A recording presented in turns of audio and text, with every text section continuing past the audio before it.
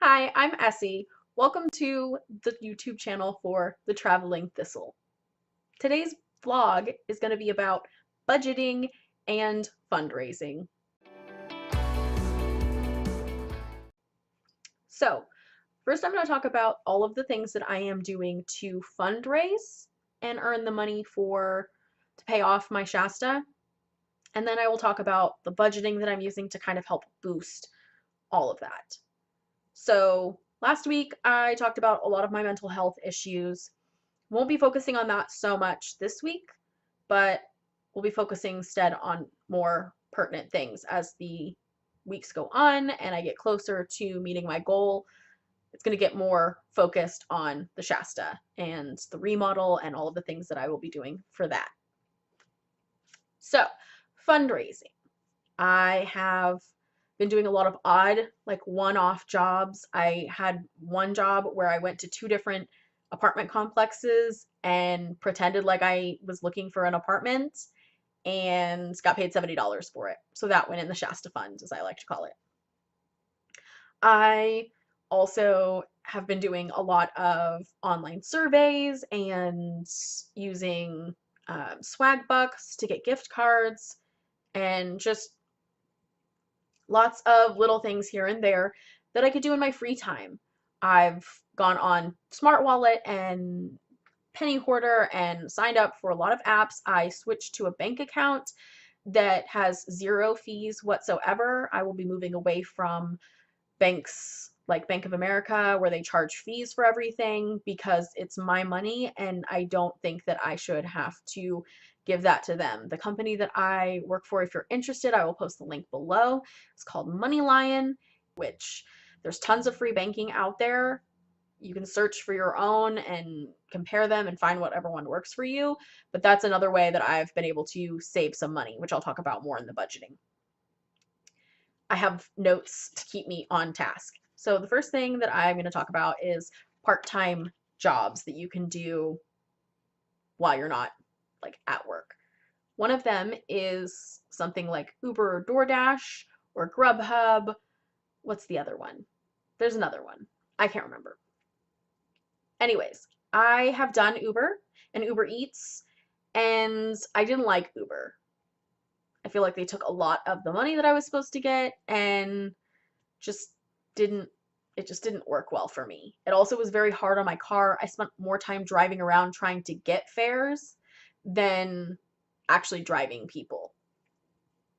So I found that I actually enjoyed the food delivery part of it a lot more because I didn't have people in my car, so I didn't have to worry about like making conversation or being, appropriate. I didn't have to worry about people throwing up in my car. I got one of those food bags, so I didn't have to worry about weird food smells, and I made more money on the deliveries than I did on the fares. Like they still took a certain amount out, but like on a scale, I made more money. So I'm gonna try DoorDash. I'm gonna see. They say you make $18 an hour with them. I'm gonna test that theory. I'm gonna test it.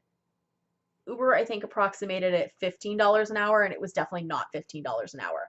I did get a fatty tax return that year because of all the business expenses, but I put $500 in and made only like $1,500, and I did it for 3 months. But if I had added in all the booking fees and the other charges that Uber had in, I would have made like over $3,000 for 3 months. That's not bad. But the wear and tear on my car, astronomical. So I'm trying to do this. I have a plan to do this just minimally to supplement my income right now. Being on short-term disability, I think it'll be easier for my anxiety if I don't have to deal with people. Next up, I am actually going to start, hopefully, taking classes to learn bookkeeping so that I can do it remotely. Really excited about that. We'll see how that goes. I'll keep you updated on that. I have spent a lot of today doing Etsy and eBay listings. Lots and lots of eBay listings. I've had the pictures taken. I have a template for writing those. I just need to upload them and list them. I've had it all sorted out. They're in a separate section in a bunch of boxes. I have like 8 large boxes of clothes, bags, knickknacks, random things that I'm not actually using. I think I also have makeup, and I have a lot of some of my hairdressing things that I still haven't gotten rid of that I need to kind of pare down and get rid of. I'm going to put them, like, it's going to be a lot where I just have like all the different size curling irons. I don't need those. I don't really curl my hair all that much. And if I do, I use one curling iron for it. And most of the time I use a flat iron to curl my hair. And then I wanted to show you some of the stuff that I've been making as far as art and some of the things that I have for sale, so you can kind of see what's going on. So here we go, photo montage.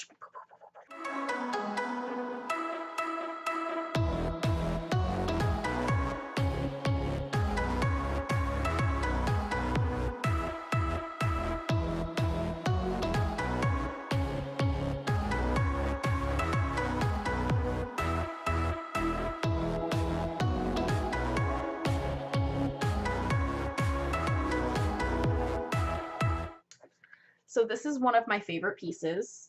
It's a thing that I did when I was really, really angry. Put it this way as well. It's actually, this one unfortunately has to be vertical. Most of my abstract does not have to be vertical. You can hang it in whichever direction you want, but for this one it has to be hung like this because the hanging mechanism is right there. And this is one of the categories that I will have on my Etsy called Found Art.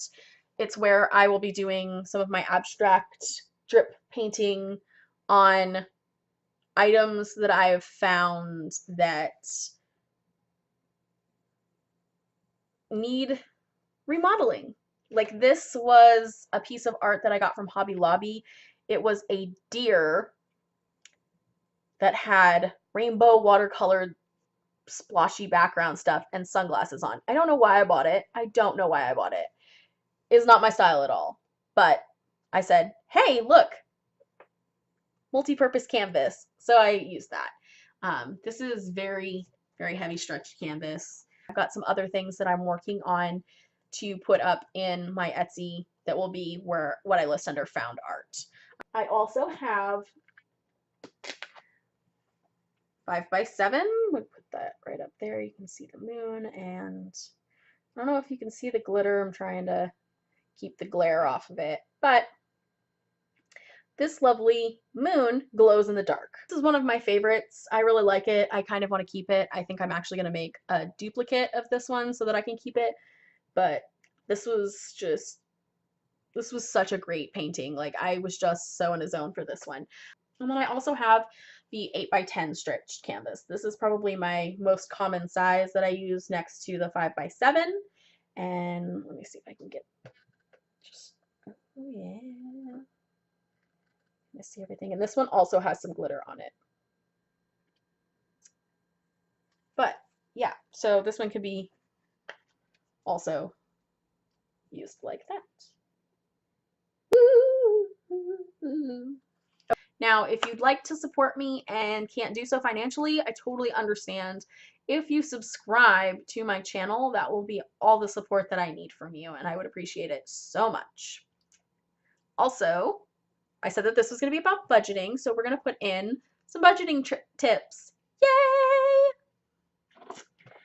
Okay, so when you think of budgeting, what do you think of? Do you think of like, oh, spreadsheets? Because I do. So I didn't use a spreadsheet because it's not going to work for me. I have adopted some tips from a couple of different people. Dave Ramsey, Warren Buffett, and then there's another person. I apologize for not knowing who they are, but I'll get to that in a second. So I bought from Walmart a little $10 lockbox. And as you can hear, it has change in there, and then I have the key. So I'm going to open this up, and I'm going to show you what I've got going on. In my little lockbox, I've got this tray that has change in it, and then I have my budget, and my rainy day fund. My envelopes. So this is my budget. And so I got this from Clark.com. It's called the Clark Method, 5 Steps to Better Budgeting. You calculate your income, you list your expenses, you analyze your spending and set goals. Then you record everything to knock out debt and build your savings. You plan your spending by setting a dollar amount for each budget category. Highlight needs help for categories you want to focus on. Record your actual spending at the end of the month. If you're satisfied with spending in the category, mark it as looks good. Okay, so this is filled out for the month of January in 2019. I don't know if you can read any of that stuff, but I don't have a lot of categories, and it doesn't let you edit them, so I crossed stuff out and wrote it in. So mine say, for my categories, I have shopping, groceries, cell phone, transportation, which I put gas, payment, and insurance. I lumped it all together. And then I put the Shasta payment, and then I also have a category that's business, is what I labeled it, but it's basically my MISC. So I have on here, on the back, I wrote out a lot of my bills. So in my Bank of America account, which I will be switching over from, what I have in there is my utilities, which is my phone bill. It's $44.10 a month. And then my car altogether is $525 a month. That includes my gas, toll tags, my car payment, and my insurance. So altogether in my Bank of America account, I have to leave $570 in there no matter what. Everything else I'm taking out and I'm putting in my envelopes. So what's in my envelopes? I have 3. And then I have like my rainy day fund that I just leave in there. It's not in an envelope. It's all the surplus after paying my bills. So I used the free envelopes that come when you get bills because nobody pays their bills by mailing them in anymore. We all do everything electronic. So stole envelopes from them so I'm not wasting my good envelopes for when I actually send letters, which I almost never do. But it's good. So I wrote on there what it's for. It's food. It's $50 a month. Had to make sure I had that right. And there's $50 in cash in here because this is my first week of doing it. On the back, I made a chart. It's got all the weeks and the months on there. So what I'm going to do is every Saturday when I go to the grocery store, I'm going to take this envelope with me and only this envelope. That way, I only spend $50. I'm not going to take my credit card. I don't take my debit card. I take this envelope with 50 bucks, and that's what I have to spend. I have to get enough food for the week with $50. I cannot go over because I don't have the money to go over. So, keeps me honest, keeps me focused. There we go. When I went last week, I didn't write down the amount because I hadn't started this yet. So I'm going to cross out this week on there. Let me get my pen because that week's not working. So now it has an X on there and I'm good to go. Saturday, when I go grocery shopping, I will write on the 2 how much I spent. And I will take the extra if there is any. So let's say I only spend $45. I'll take the $5 that's left over for the week out of here and put it into my MISC envelope, which is not that one, which is this one. So I have my MISC envelope. It has $20 on it, and it says $20 weekly, but I may or may not keep that up. So again, I need to mark off the first week in my sheet back here. Got that done. So when I am done for the month, I'm going to write the total on this side, and then I'm going to total it up after each month. Now this says 6-month grand total at the bottom, but I actually had enough room on this one to go into August, so it's actually going to be an 8-month, and I'm going to change that right now. But this is just for my misc. This is just all the extra stuff that I didn't spend based on what I budgeted for each category each month. And each month will change. So I got food. Oh, my other envelope. Third envelope is called shopping. And I have $50 in here that I can spend throughout the month. Now, on months where I have 4 weeks, it's going to be a lot easier than months when I have 5 weeks. But it basically boils down to about $10 a week for necessary items like pens. I'm trying to think of expenses that would be considered shopping. Going to get new makeup, getting my nails done, haircut, that kind of thing. Stuff that could live without, but also maybe can't live without. Personal care, art supplies. This is going to be a big one. So I have that. And then everything that it goes over is going to go into the MISC. But what is that original, like $20? What is that for in your MISC folder? It's actually for when you go over your budget for the week. So let's say you went to the grocery store and you spent $45 for the week. So you put that extra $5 in your MISC. So now you've got 25 because you never spent anything out of here. But oh crap, the fridge was left open and a lot of stuff got spoiled, like your milk and meats, and you're not sure what you're going to do. You're going to go to your MISC and you're going to take that $25 and you're going to budget and you're going to go get milk and stuff to last you until you go grocery shopping your next grocery shopping day. It happens, that's what this is for. At the end of the week, you take everything out of here except for the $20 that's supposed to stay in there every week, or however much you put in there, $50, whatever your budget allows for. And then you take all that excess out and you put it in your rainy day fund. All extra money that I have beyond what I've budgeted for goes into the Shasta payment to pay that off as quickly as possible. You would do the same thing with credit card debt. You would do the same thing with student loans, an auto loan. And each month, at the end of the month, when I fill this paper out, I'm going to mark on here like how much I actually spend. I already filled in my phone payment because I know I'm not going to spend more than $44.10. My T-Mobile plan is $40 a month. With tax, it's $44.10, and it's unlimited. I never go over on anything, so as long as taxes don't change, the price never changes, I'm steady with that. So I can already fill out the actual. I can also fill out the actual for my insurance and my monthly payment on my car, because those don't change unless I decide to pay more on my car payment. Gas fluctuates, so I can't actually fill that in. But if I wanted to break it down, I could make those separate categories and write how much it is. I might actually do that for gas just to check and see how much I'm using month to month. But then I would put looks good or needs help.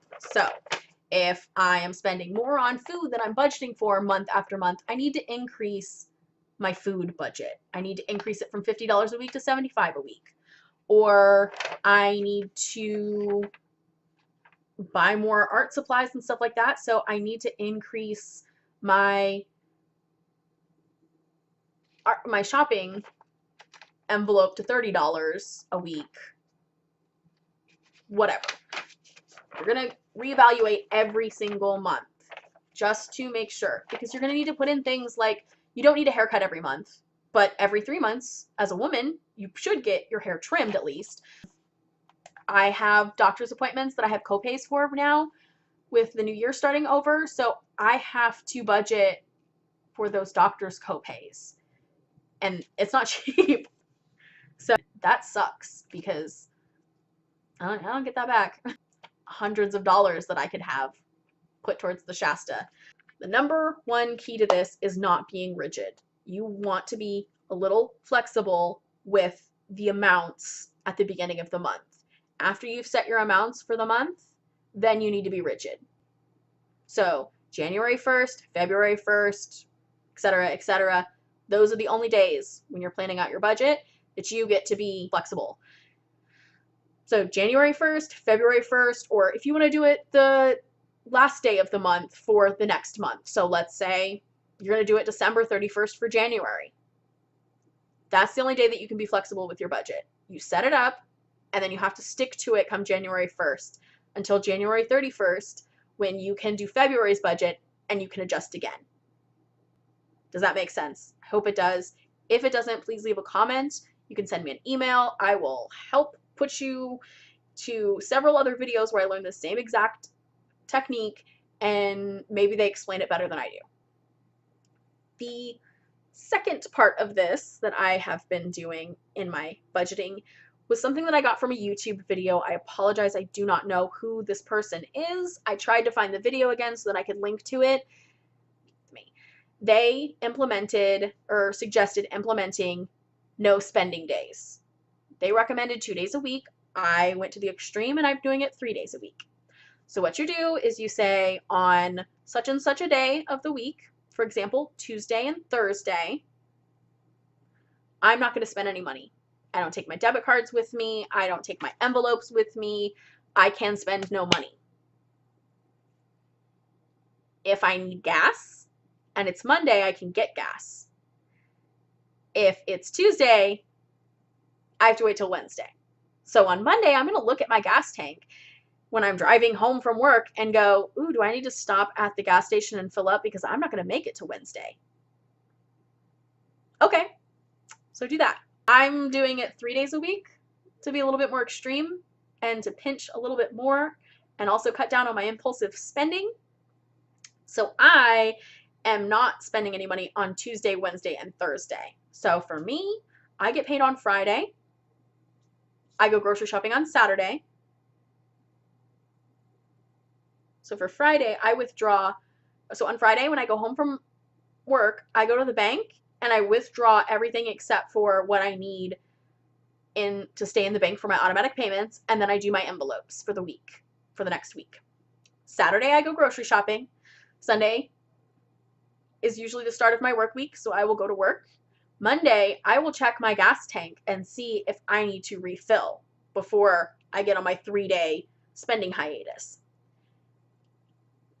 If I know something's coming up that I need for, like, let's say there's a potluck or something for Wednesday, I'm going to make sure that it's on the list for Saturday unless I find out about it on Sunday, in which case I'm going to be up a creek, but I can still spend out of my MISC envelope until Monday or until Tuesday morning. Come Tuesday morning, I can't spend any money. So,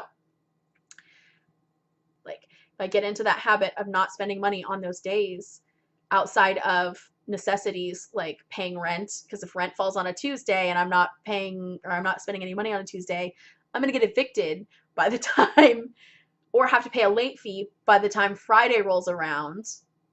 So I'm going to pay my rent. Maybe I'm going to pay my rent on Monday. Pay your bills early. But those are excluded. The other thing that is excluded is like doctor copays, medications. You're not going to wait. If you don't have enough medication to get you to Friday and you need to refill it on Tuesday, but you know you have a copay, you're going to refill it. You're not going to put yourself in jeopardy. But for the most part, you're not going to go grocery shopping. You're not going to buy gas. You're not going to buy shoes. You're not going to do online purchases. You're not going to rent a movie. None of that stuff. None of that stuff happens on those days, what I call embargo days, where there's an embargo on spending. You're not allowed to spend any money on those days. And that's going to boost and make sure that you're sticking to your envelope budgets. Finally, the other thing that I would like to say is have a support system. Budgets work so much better when somebody is holding you accountable. For me, it is my therapist. My therapist has agreed to work with me on my impulsive spending because it's caused serious issues in my life, including causing the end of my relationship. It was just one of the big stones that just piled on top of everything. So we're working on that with me. These are very important. These vlogs are going to hold me accountable. You guys are going to be looking for updates about my budgeting and how that's working for me. And it needs to work for me because my other option is being homeless. Somebody that you can talk to and say, okay, this is my plan. This is what I want to do. I need your help to make sure that I stick with this, that I don't break, that I don't spend on days that I'm not supposed to, that I don't spend more than I'm supposed to, and that I'm consistently doing this. It takes 90 days to break a bad habit. I think it takes twice as long to form a good habit when you're after breaking a bad habit. Let's put it that way. I think that it takes 180 days to change a behavior. 90 days to break the habit and an additional 90 days to form a better one. And so that puts me at June. By June, I have to make sure that I have stuck with this. And if I stick with it by June, it'll become a good habit that I can carry on the rest of the year. They say January is a good month for resolutions. I never make New Year's resolutions because I don't make promises that I can't keep. This isn't a resolution, this is a lifestyle change, and so that's why it's going to be different. And I am asking you to hold me accountable, to call me out if I don't talk about how I'm doing with my budget next week in the blog, or the week after that, or the first week of February if I don't say like, hey, I redid my budget and this is how it changed. Call me on it, put it in the comments. Where's my budget update? What are you doing differently? What are you doing the same? What worked? What didn't work? Call me out on it, please. I need unobjective third parties to call me on my shit. There's no other word for it. Hold me accountable. Help my therapist out, even though I'm paying her to help me. I also would like the world to help me do more and do better and be better. You know, they say don't be sorry, be better. I'm stopping being sorry and feeling guilty, and I'm trying to make myself a better person and do better, healthier things for myself. Thank you so much for watching.